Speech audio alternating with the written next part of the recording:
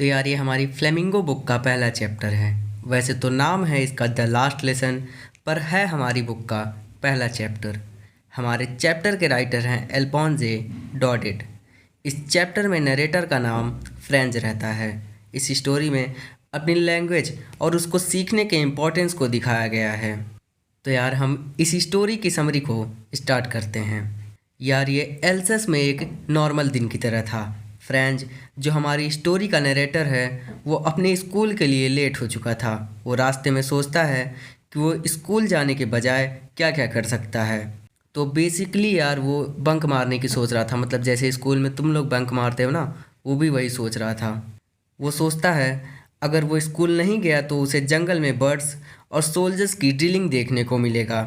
या ड्रिलिंग का मतलब होता है सोल्जर्स जो प्रैक्टिस करते हैं ना, उसी को ड्रिलिंग कहते हैं। उसे स्कूल जाने से डर लग रहा था क्योंकि उसके टीचर एम हैमल पार्टिसिपल्स पे क्वेश्चन पूछने वाले थे।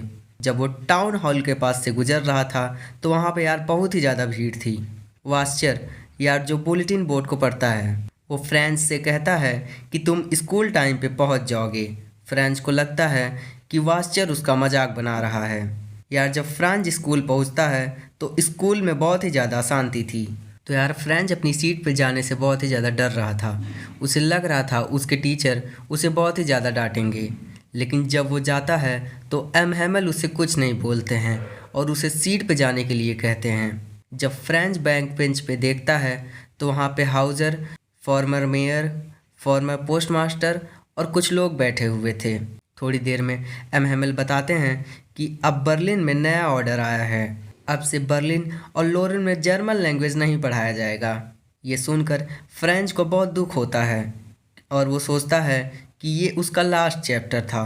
जबकि फ्रेंच उसकी मदर टंग थी, फिर भी उसे पढ़ना लिखना उन्हें नहीं आता था। तब यार मिस्टर एम हैमल फ्रेंच से बोलते हैं कि वो उसे डांटेंगे नहीं क्योंकि एल्सेस के लोग सीखना नहीं चाहते हैं। हैमिल बोलते हैं कि प्रूसिया के लोग हमसे पूछेंगे कि जब हमें फ्रेंच पढ़ने लिखने नहीं आती तो हम लोग अपने को फ्रेंच का कैसे बोलते हैं।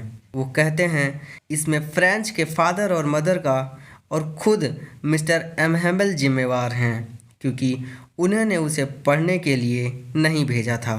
जब फ्रेंच के पढ़ने लिखने की उम्र थी तो उसके पेरेंट्स ने उसे अन्य कामों में भेजा था। तो यार एम हैमल फ्रेंच लैंग्वेज की तारीफ़ करते हैं और फ्रेंच लैंग्वेज के इम्पोर्टेंस को बताते हैं। बताते हुए कहते हैं भाषा एक ऐसी चाबी है जिसे हम खुद को इंडिपेंडेंट करते हैं। फिर वो ग्रामर की एक बुक से एक चैप्टर को पढ़ना शुरू कर देते हैं जो फ्रेंच को बहुत ही ज़्यादा अच्छे से समझ आ रहा था और वो उस चैप्टर को बहुत ही ज़्यादा ध्यान से सुन रहा था। ऐसा लग रहा था एम हैमल उस चैप्टर के ज़रिए अपना पूरा ज्ञान बांटना चाह रहे हों। यार सारे बच्चे बहुत ही ज़्यादा ध्यान से सुन रहे थे और लिख रहे थे। इतना ध्यान से सुन और लिख रहे थे कि उन्होंने बीटल्स और कबूतरों पर ध्यान नहीं दिया। फ्रेंच कबूतरों को देखता है और सोचता है कि एक दिन ये प्रूसिया के लोग कबूतरों से भी जर्मन गवाएंगे। तो यार लिखने के बाद सारे बच्चों को हिस्ट्री का चैप्टर पढ़ना था। तभी हाउजर खड़ा होता है और अपनी प्राइमर निकाल के पढ़ना शुरू कर देता है। यार प्राइमर एक छोटी सी बुक होती है। हाउजर की आंखें आंसू से भरी हुई थीं, उसकी आवाज़ काँप रही थी। यार हाउजर की आवाज़ सुन के सारे बच्चों को हंसी आ रही थी और साथ में उन्हें रोना भी आ रहा था।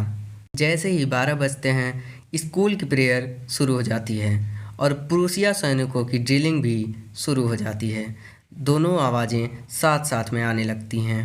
एम हैमल खड़े होते हैं और बोलने लगते हैं। ऐसा लग रहा था उनका गला घुट रहा है, वो एक शब्द भी नहीं बोल पा रहे थे।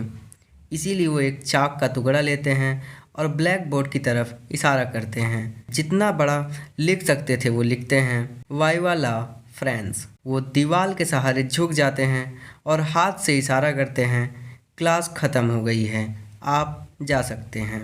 तो यार ये स्टोरी यहाँ पे हो जाती है ख़त्म।